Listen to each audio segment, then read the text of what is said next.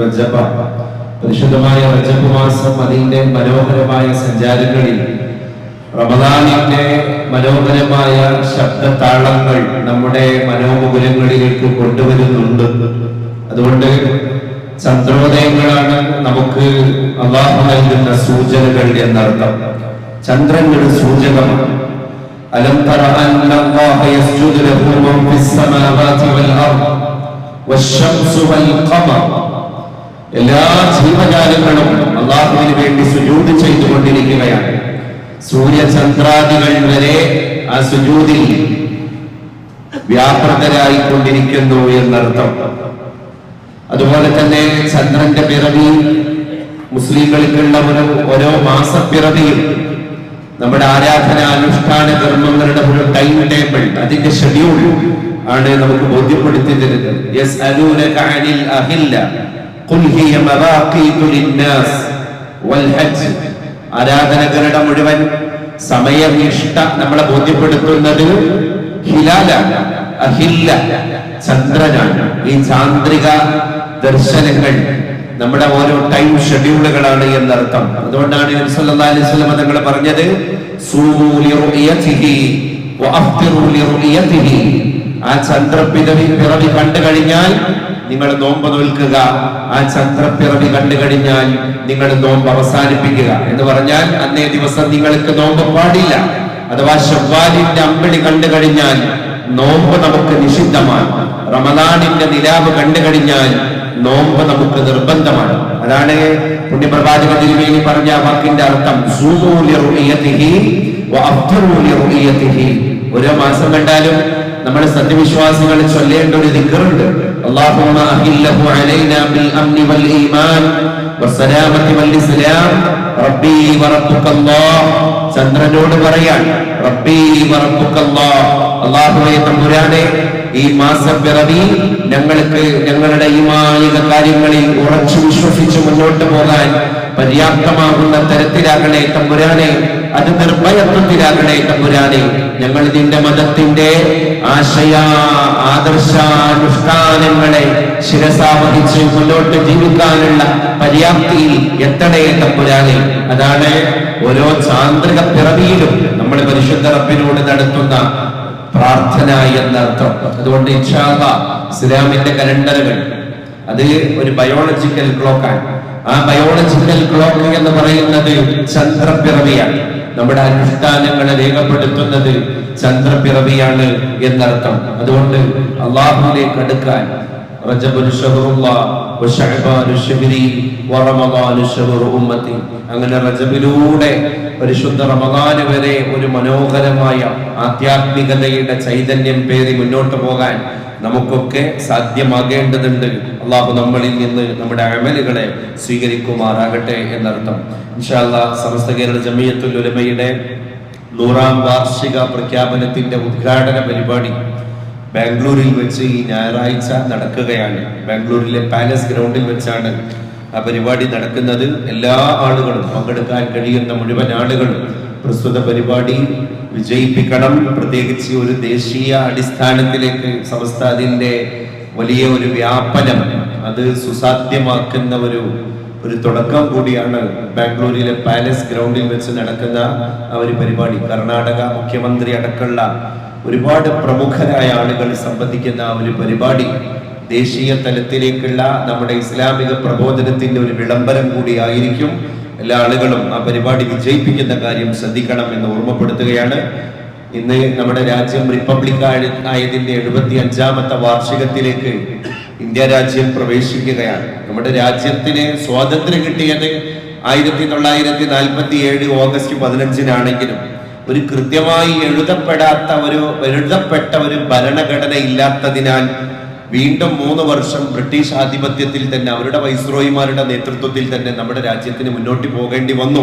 പിന്നെ ഡോക്ടർ ഭീമാ റാവു അംബേദ്കർ എന്ന് പറയുന്ന നമ്മുടെ രാജ്യത്തിന്റെ സ്വാതന്ത്ര്യാനന്തര ഭാരതത്തിന്റെ ആദ്യത്തെ നിയമമന്ത്രിയായ ഡോക്ടർ അംബേദ്കർ എഴുതി വെച്ച സുശക്തമായ ലോകത്ത് രചിക്കപ്പെട്ട എഴുതപ്പെട്ട ഭരണഘടനകളിൽ ഏറ്റവും വലിയ ഗ്രേറ്റസ്റ്റ് കോൺസ്റ്റിറ്റ്യൂഷനാണ് ഇന്ത്യ രാജ്യത്തിന്റെ കോൺസ്റ്റിറ്റ്യൂഷൻ. അതിലെ ആർട്ടിക്കിളുകളാകട്ടെ, അതിലെ പ്രയാമ്പിളുകളാകട്ടെ, അതൊക്കെ വളരെ സുശക്തമാണ്. അതുകൊണ്ട് അങ്ങനെ അത്രയും ശക്തമായൊരു ഭരണഘടനയുള്ള രാജ്യമായി ഇന്ത്യ രാജ്യം മാറുന്നു, ഒരു സ്വതന്ത്ര റിപ്പബ്ലിക് ആകുന്നു. അത് നമുക്ക് സ്വാതന്ത്ര്യം കിട്ടി 3 വർഷം കഴിഞ്ഞ് 1950 ജനുവരി 26, അഥവാ ഇന്നേ ദിവസമാണ് അത് സാർത്ഥകമായത് എന്നർത്ഥം. ആ ഭരണഘടന കയ്യിൽ കിട്ടിയത് കൊണ്ട് മാത്രമാണ് ഇന്നത്തെ ന്യൂനപക്ഷങ്ങൾക്ക് കുറച്ചെങ്കിലും ഒരു ശബ്ദം ഇവിടെ അവശേഷിക്കുന്നത് എന്നുകൂടി നമ്മൾ തിരിച്ചറിയണം. അതുകൊണ്ട് ഡോക്ടർ അംബേദ്കർ എഴുതി വെച്ച ഭരണഘടനയുടെ പച്ചപ്പിൽ മാത്രമാണ് നമുക്ക് മുന്നോട്ട് പോകാൻ കഴിയുന്നത്. എല്ലാ തോന്നിവാസങ്ങളും നമ്മുടെ രാജ്യത്ത് നടപ്പാക്കാൻ പറ്റുന്ന രീതിയിലേക്ക് ഒരു ഫാസിസ്റ്റ് ഭരണകൂടം ഈ രാജ്യത്തെ ഒരു മതാന്ധതയിലേക്ക് കൊണ്ടുപോകുന്ന വലിയ ആപൽക്കരമായ ഒരു സിറ്റുവേഷൻ നമ്മൾ കണ്ടുകൊണ്ടിരിക്കുകയാണ്. ഇപ്പോ ബാബരി മസ്ജിദ് തകർക്കപ്പെട്ട അതേ പ്രദേശത്തെ, അതേ ഭൂമിയിൽ അല്ലെ ഗാന്ധിജി കൊല്ലപ്പെട്ടതാണ്, ബാബരി തകർക്കപ്പെട്ടതുമാണ്. അതിനി എത്ര വെളുപ്പിക്കാനുള്ള ശ്രമങ്ങൾ നടത്തിയാലും, 1000 കളവുകൾ പ്രചരിപ്പിച്ച് ഗീബൽസിയൻ തിയറിയിലൂടെ അതിനെ പുകമറ സൃഷ്ടിച്ച് ഇല്ലായ്മ ചെയ്യാൻ ശ്രമിച്ചാലും രാജ്യത്തെ മതേതര കക്ഷികൾക്ക് അത് അൽഷിമേഴ്സ് വന്നാലും മറക്കാൻ കഴിയുന്ന ഒരു സത്യം അല്ല.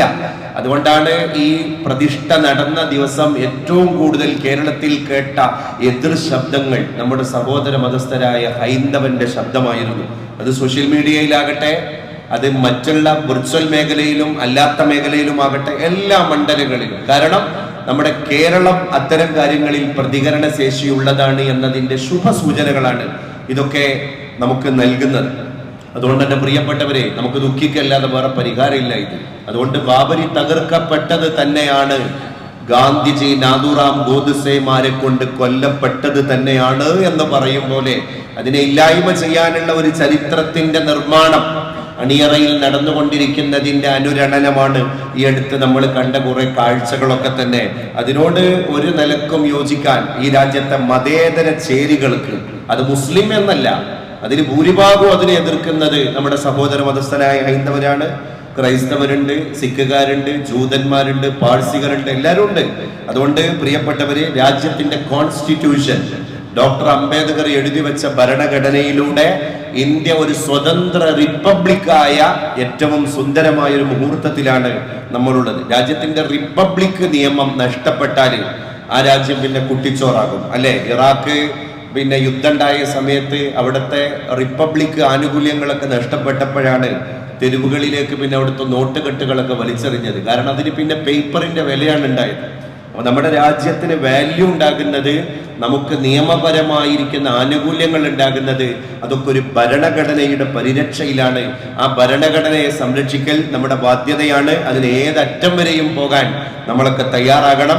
ഇനി ഭരണഘടന തിരുത്തുന്നിടത്തേക്ക് ഈ ഏറ്റവും വലിയ അധമ ശക്തികൾ സഞ്ചാരം നടത്തിയാൽ അതിനെതിരെയും ശക്തിയുക്തം പ്രതികരിക്കൽ നമ്മുടെ ബാധ്യതയാണ്. ഏതായാലും SKSSF എല്ലാ വർഷങ്ങളിലും നടത്തുന്ന മനുഷ്യജാലിക ബന്ധങ്ങളെ പുനഃസ്ഥാപിക്കാനുള്ള ഒരു സന്ദേശമാണ് രാഷ്ട്രരക്ഷയ്ക്ക് സൗഹൃദത്തിന്റെ കരുതൽ എന്നാണ് അത് തുടക്കം മുതലേ ഉദ്ഘോഷിച്ചു കൊണ്ടിരിക്കുന്ന ഒരു പ്രമേയം. ഈ വർഷവും അത് ഓരോ ജില്ലാ കേന്ദ്രങ്ങളിലും നടക്കുന്നുണ്ട്. ഇന്ന് അസർക്ക് ശേഷമാണ് അത്. എല്ലാവരും പ്രസ്തുത കേന്ദ്രങ്ങളിൽ പോയി അത് വിജയിപ്പിക്കണം എന്ന കാര്യം കൂടി ഓർമ്മപ്പെടുത്തുകയാണ്.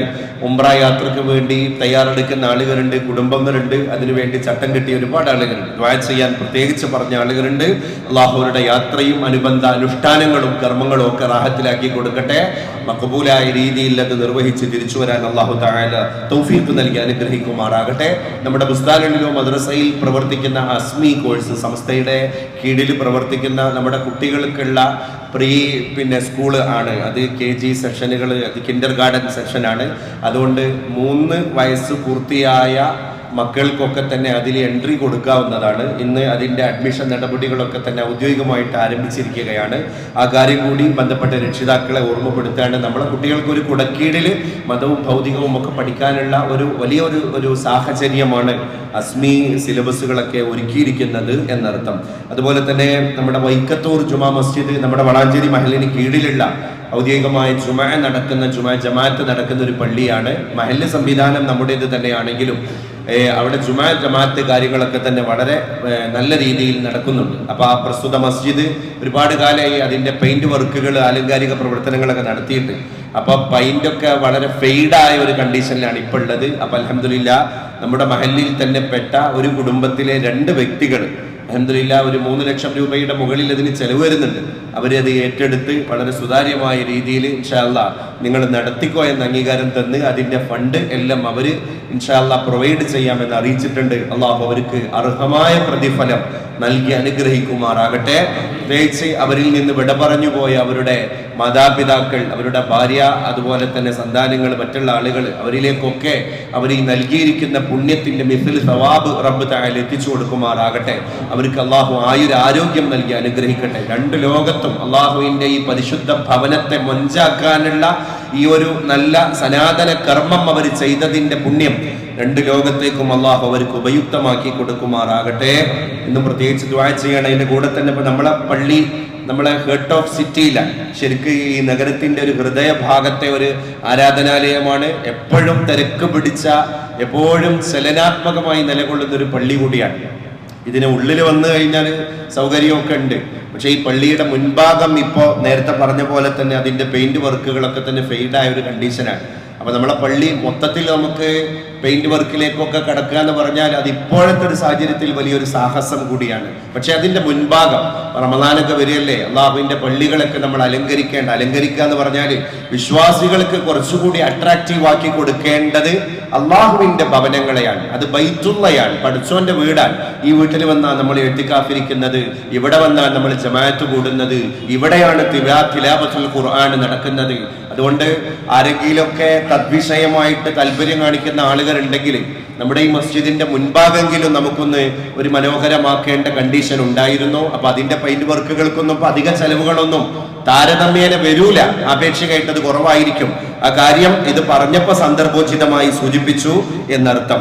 ഉപ്പ മെഡിക്കൽ കോളേജിലാണ്, ഒരു ട്യൂമറിന്റെ പ്രയാസമുണ്ട് എന്നൊക്കെ പറഞ്ഞിട്ട് ഒരു സഹോദരൻ ദുആ ചെയ്യാൻ വേണ്ടിയിട്ട് പറഞ്ഞിട്ടുണ്ട്. അല്ലാഹുവേ നീ ആയുരാരോഗ്യവും ശിഫാവും പ്രദാനം ചെയ്യണേ തമ്പുരാനെ. പുത്തനങ്ങാടി ശുഹദാ സ്ഥാപനത്തിന്റെ വാർഷിക പരിപാടി ഒക്കെ തന്നെ നടക്കുകയാണ്. ജനുവരി 31 മുതൽ ഫെബ്രുവരി 4 കൂടിയ സമയങ്ങളിൽ ബന്ധപ്പെട്ടവരെ ആ കാര്യം കൂടി അവിടുത്തെ അധികൃതർക്ക് വേണ്ടി ഓർമ്മപ്പെടുത്തുകയാണ്. നമ്മുടെ മർകസുൽ ഉലമ ദർസിന്റെ അകത്ത് നമ്മുടെ കുട്ടികൾ വ്യത്യസ്ത പരിപാടികളൊക്കെ തന്നെ അവതരിപ്പിക്കാറുണ്ട്. വിശിഷ്യ ഒരു ഔദ്യോഗികമായ ഒരു ബുർദ ടീം തന്നെ നമ്മുടെ കുട്ടികൾക്കുണ്ട്. അതുകൊണ്ട് നല്ല ഇമ്പമാർന്ന ഇസ്ലാമിക നശീദകളും ഇശലുകളും മദ്ഹുകളും ബുർദകളൊക്കെ പാരായണം ചെയ്തിട്ടുള്ള പരിപാടികൾക്കൊക്കെ തന്നെ നമ്മുടെ കുട്ടികൾ പോകാറുണ്ട്.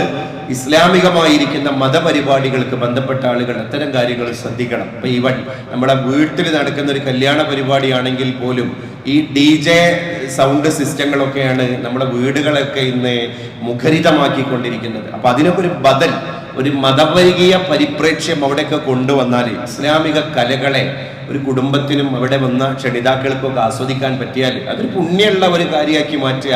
2 കൂട്ടര് പുതിയ ഒരു ജീവിതത്തിലേക്ക് കടക്കുന്ന ഒരു മുഹൂർത്തല്ലേ. അതൊക്കെ ഇന്നത്തെ കാലത്ത് വലിയ ആഭാസങ്ങളായി മാറിക്കൊണ്ടിരിക്കുന്ന അനാദരവിന്റെ ഒരു യുഗത്തിലാണ് നമ്മൾ ജീവിച്ചുകൊണ്ടിരിക്കുന്നത്. ചിലപ്പോൾ അതിൻ്റെയൊക്കെ പലിശ സഹിതമുള്ള സാധനങ്ങളായിരിക്കും ഈ ഉമ്മത്ത് പല രീതിയിലും ഇന്ന് വാങ്ങിക്കൊണ്ടിരിക്കുന്നത്. ഇന്ന് നമുക്ക് തല താഴ്ത്തേണ്ട ഒരവസ്ഥയാണ്.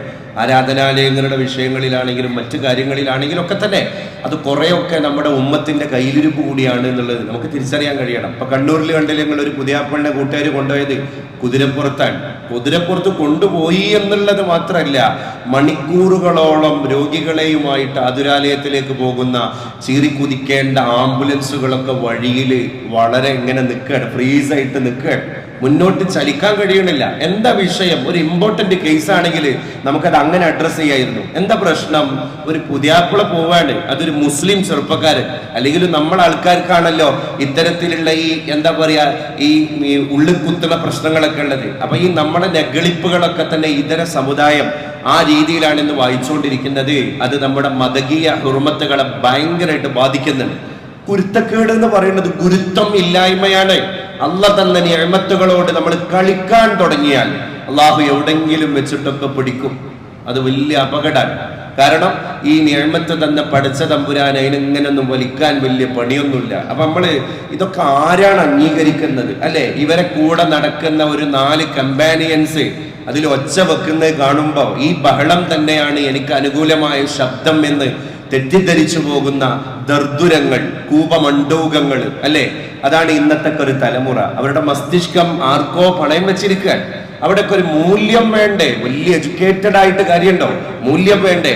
അതിന് ഇന്നെ കിട്ടൂല എന്ന് പുതിയാപ്പിൾക്ക് പറയാൻ കഴിഞ്ഞാല് അതല്ലേ മൂല്യം. അപ്പൊ അവന്റെ ഫ്രണ്ട്ഷിപ്പ് എന്താണ് എന്നുള്ളത് കൃത്യമായിട്ട് മനസ്സിലായി. ആ പേഴ്സണാലിറ്റി അംഗീകരിക്കാൻ പറ്റുന്ന ആൾക്കാർ അവന്റെ ഫ്രണ്ട്ഷിപ്പിന്റെ സർക്കിൾക്ക് വന്നാൽ മതി എന്ന ഒരു നിലപാടെടുക്കാൻ കഴിയുന്നവനല്ലേ പൗരൻ, വ്യക്തിത്വമുള്ളവൻ. അല്ലെങ്കിൽ നമ്മുടെ വ്യക്തിത്വമൊക്കെ ഡെമോളിഷ് ആയി പോയില്ലേ? അത് വലിയ അപകടമല്ലേ? അപ്പൊ അതൊക്കെ തലമുറകൾ പഠിക്കേണ്ടത് പുതിയ പുതിയ ചാപ്റ്ററുകളിൽ നിന്നല്ല, കുടുംബ സംസ്കാരങ്ങളിൽ നിന്നാണ്. അതൊന്നും കുടുംബത്തിൽ കിട്ടുന്നില്ല. അത്യപകടകരമായിരിക്കുന്ന ഇങ്ങനെയുള്ള ഒരു സ്ഥിതിവിശേഷം ഒരു ഭാഗത്ത് കാണുന്നുണ്ട്, നമ്മൾ കേട്ടോണ്ടിരിക്കുന്നുണ്ട്. അവരവരുടെ കുടുംബങ്ങളെങ്കിലും അത്തരം ആഭാസങ്ങളിൽ നിന്ന് കാത്തുരക്ഷിക്കാൻ നമ്മൾ പ്രതിജ്ഞാബദ്ധരാകണം എന്നുകൂടി ആ സംഭവത്തിന്റെ പശ്ചാത്തലത്തിൽ ഞാൻ ഓർമ്മപ്പെടുത്തുകയാണ് പ്രിയപ്പെട്ടവര്.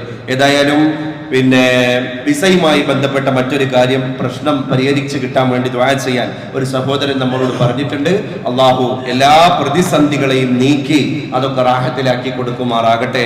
റബ്ബനാ തഖബ്ബൽ മിന്നാ ഇന്നക അൻതസ് സമീഉൽ അലീം തുബ് അലൈനാ ഇന്നക അൻതത് തവ്വാബുർ റഹീം.